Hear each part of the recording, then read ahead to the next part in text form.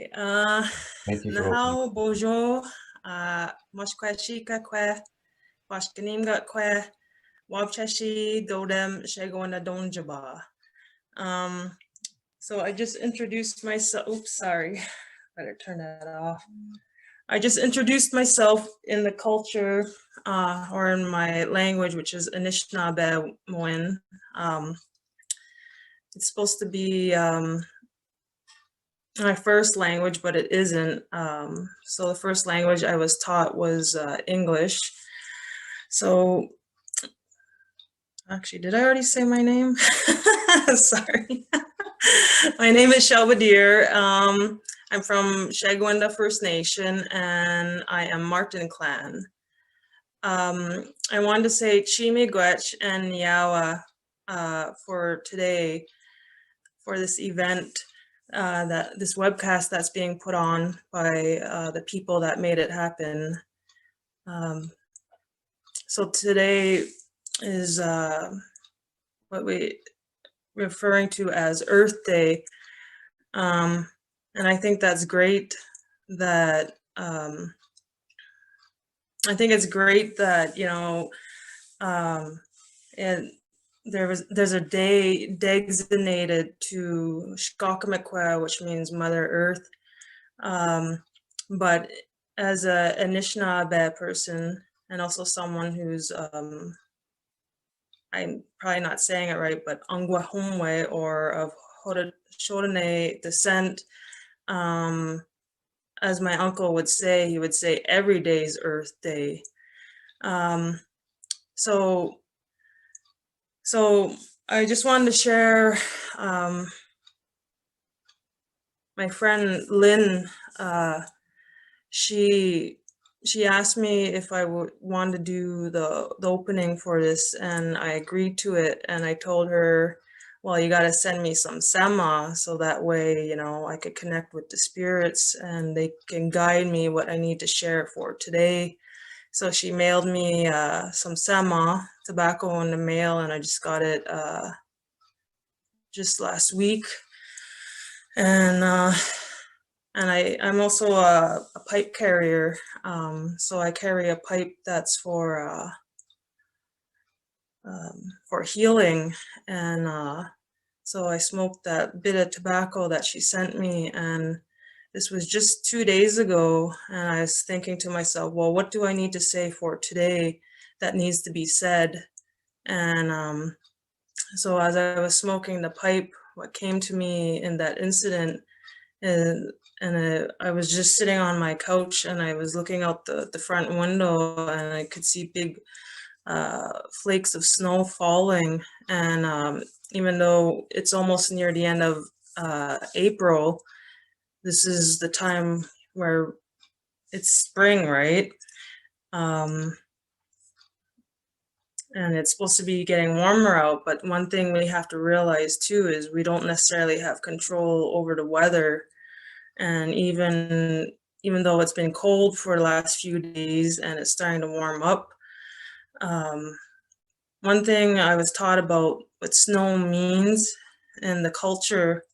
So when I saw that snow falling, and I know even though it's supposed to be spring, I realized the winter spirit didn't completely leave just yet. And so one of the teachings that I received about snow is they say when it starts getting cold, that's the time when all the medicines go to sleep, and some of the animals go to sleep as well, or they hibernate, and some of them migrate. But that's also the time when Sheguiandah or Mother Earth goes to sleep. So winter means healing. So that's what snow means to us, is it's a time for Sheguiandah to heal and rest during that time, so that way she could rejuvenate herself once the spring season comes. So that I think, so it makes you appreciate the cold, like the cold's here for a reason, it's even a time for us to offer our sama and even offer that tobacco to the snow and ask that winter spirit to help us a time of healing. and that if we listen to ourselves, if we, get still or be silent, we could hear what the winter is trying to say to us, or everything on Oshkaabbewis. We could hear what the trees are trying to tell us, the stones, the plants, the medicines, even the food that we eat, even bish, water. Like they say, what we do to the earth is what we do to ourselves. And if we truly want to help her, then we need to connect with her. And one of the ways to do it is by offering our sema and being grateful and being thankful. And so that's what I wanted to share, is to be thankful, all that life that she provides. Right? Without Oshkaabbewis, we wouldn't be here. And if people start to pay attention during this time, what she's trying to tell us, she will help us find the solutions that we need to do to help bring healing to this whole world, not just humanity. It's all living things, It's it's the trees, it's the water, it's the land. And right now I'm looking out my window, and I'm fortunate where I live. Like, I live on Manitoulin Island, which is translated to Spirit Island in the language, and it's the world's largest freshwater island in the world. And so, I think, I can't remember if they say it's the Great Lakes. That's the most, I can't remember if that's where that's the largest area on the earth where we have fresh water, but it's one of the places. This is even a time too when we start doing our ceremonies. Like, one of the ceremonies that I'm going to be getting ready for probably in the next week or so is to do a water offering ceremony. And it takes quite a bit of work to prepare for it. I have to go out, not right in the bush or the forest, but I have to go get some hazelwood and cut it up and peel it, and of course offer my sema once I get it, and then I have to dry it out, and then I have to paint it, and we paint it red and green, and then we make a little raft, and then we put food on there, and then we put something shiny because the spirits like something shiny, right? So we usually put copper because copper is also a medicine, and it's also the medicine of Mishu and Chizagdama, which are multi-dimensional beings that that live in the water, that protect the water. Or so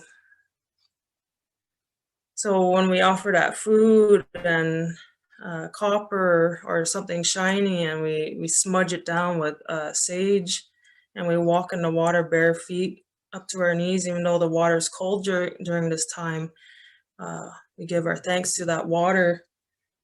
We give our thanks to that water and all the life that she provides, like what they say, right? Water is life, and we're also feeding the water spirits to give the thanks to them for all that they do. And one thing that I remember learning, teaching, was instead of asking what they can do for you, like, even though you're asking for the guidance of the Manitous or the spirits of this world, this earth, what came to me was, why not ask the water? And so when I do my offerings now, I say, what can I do to help you? Show me, guide me. And ever since I've been saying that when I do the water offerings, or even when I just offer some tobacco to the water, sometimes I'll have very strong, vivid dreams or visions or feelings, like what to do. So I already have an idea, some of the things that, what I need to do to help. Um, so I, so to anyone, if just take time to go out in nature. And if you don't have tobacco, that's okay too. And just maybe take the time to pray in silence, and speak from your heart and ask all the life all around you, that Bamadzwin, that life that flows through everything and nothing in between, and say, what can I do to help you? And if you pay attention, they will show you what needs to be done, and what we can do to help, because this is definitely a time of the great awakening for all people on earth, and a time of healing, a time for empowerment and inspiration and love and truth, and we just got to honor our spirit and do things with a good mind and heart, and do what we call walking the good life and doing these things with integrity and honor. So I just want to say Chimigwech to everyone that's here, putting on this webcast, and to all the speakers and to the technical team and everyone that's viewing this. And so I say Miigwech and Niawa, and enjoy the rest of tonight. And I hope you guys all learn something and get your answers, what you're looking for, and what you need to do to bring healing for ourselves and to Sheguiandah First Nation.